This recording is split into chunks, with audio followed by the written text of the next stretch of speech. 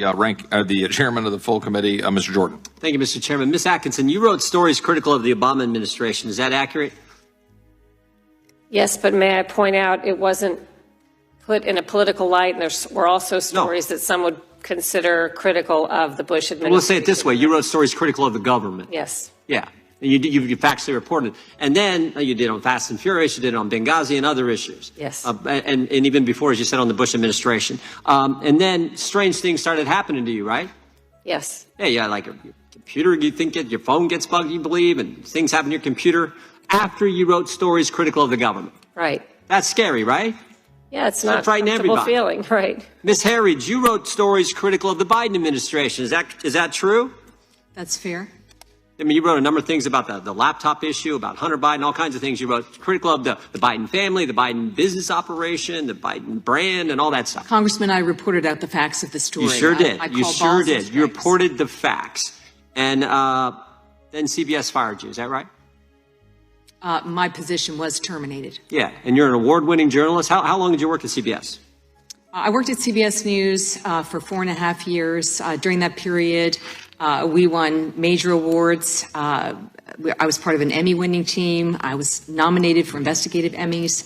I think the most important projects were projects that drove legislation here on the Hill that positively impacted 1 million veterans. So award-winning journalist, won all kinds of awards, had worked there almost 5 years, had extensive experience at a different major network prior to that, where you were also an award-winning journalist, done all kinds of reporting critical of the government there as well, and then you get fired.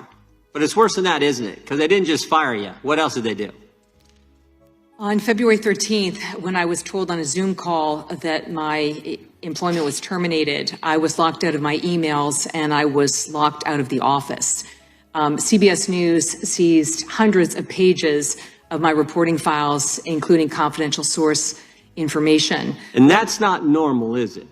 No, that's not my experience in the other two networks that I've worked at or with my colleagues at CBS News. When the network of Walter Cronkite seizes your reporting files, including confidential source information, that is an attack on investigative journalism. Yes, it sure is. I'm just trying to, it seems to me there's a pattern developing here. You're critical of the government, Ms. Atkinson situation, and shazam, they start doing all kinds of strange things to your phone line, to your computer. You're critical of the government at a major news organization, and you're an award-winning journalist. You've been there 5 years, you get fired. But it's not just you got fired. In fact, we can, maybe there's nothing to that. But what we do know is they seized your documents. That's scary as well. And you talk about a chilling effect on the First Amendment. I don't know how it could be more chilling. Now, thank goodness the lady sitting beside you, they stepped in, right? Because they're stepping in and helping. Them stepping in help you get because you got your files back finally, didn't you?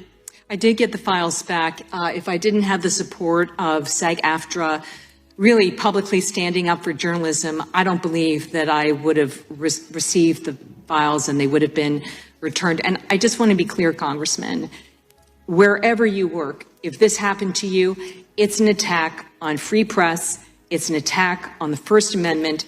It makes it more challenging for reporters to work in the future. That disrupts the free flow of information to the public. They call it journalism a profession for a reason, because it's about an informed electorate, and it's a cornerstone of our democracy. I can only speak for myself. When my records were seized, I felt it was a journalistic rape. Ms. Cavallaro, have you ever seen that before, where when someone is leaving an employment at a major news organization, they seize their documents? I can't say that SAG-AFTRA is familiar with every single case of termination or departure where... I'm not asking that. I'm saying, have you ever seen anything like this? I have no recollection of seeing... Well, that should scare us too. First time it ever happened, and it happens to an award-winning journalist who's been in this profession for a number of years, known all across the profession.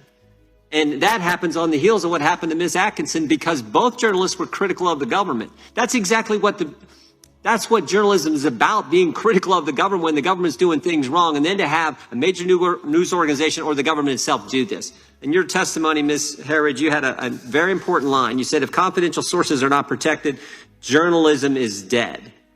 And I agree, but it would seem to me if retaliation is allowed by the government or by some major media outlet, journalism is dead as well. That's what this hearing's about. And I again want to thank you all for coming and sharing your important testimony. I yield back.